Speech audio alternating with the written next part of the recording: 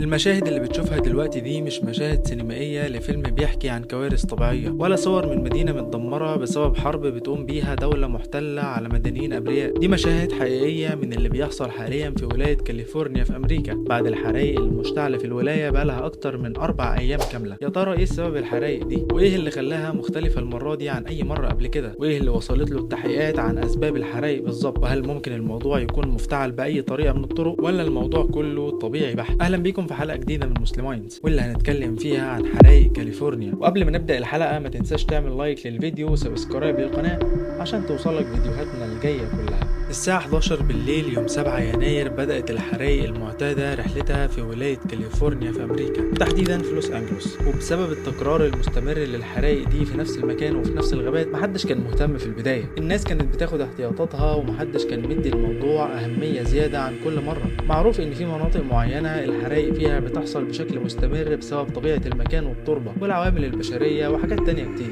وما كانش غريب على سكان كاليفورنيا إن ده يحصل. لكن مع منتصف يوم 8 يناير بدأت الناس تحس إن في حاجة مش مظبوطة. انتشار الحرايق بيتم بشكل محدش شافه في المكان ده قبل كده، والحرايق بتزيد بكمية مهولة كل ساعة تقريبا. والسبب في كده هي سرعة الرياح اللي كانت شديدة جدا في الوقت ده، واللي بالصدفة ده حصل وقت انتشار الحرايق.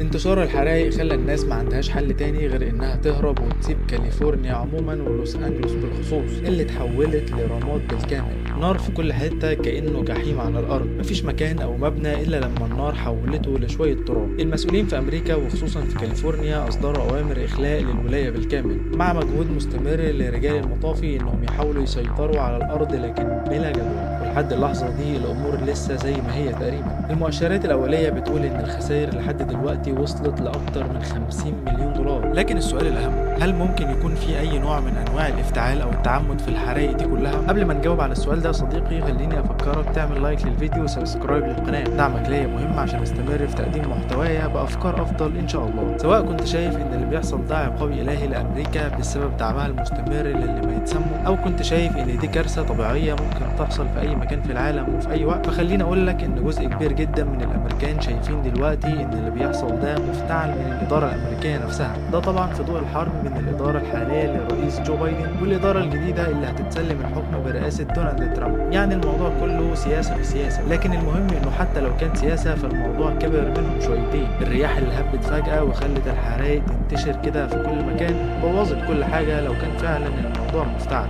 ولو ما كانش الموضوع كله سياسة وكانت دي كارثة طبيعية عادية، فهي المرة دي كانت مختلفة عن أي مرة حصلت فيها قبل كده، ولسه مش عارفين هي ممكن توصل لفين. خصوصا إن في أنباء مش مؤكدة إن في اندلاع لحرايق تانية في ولايات تانية في أمريكا، لكن لحد دلوقتي مفيش أخبار رسمية عن الموضوع. دي كانت كل معلوماتنا في حلقة النهاردة من مسلماينز. ما تنسوش تقولوا لنا رأيكم في الكومنتات، وما تنسوش تعملوا لايك للفيديو وسبسكرايب للقناة عشان توصلكم فيديوهاتنا الجاية كلها.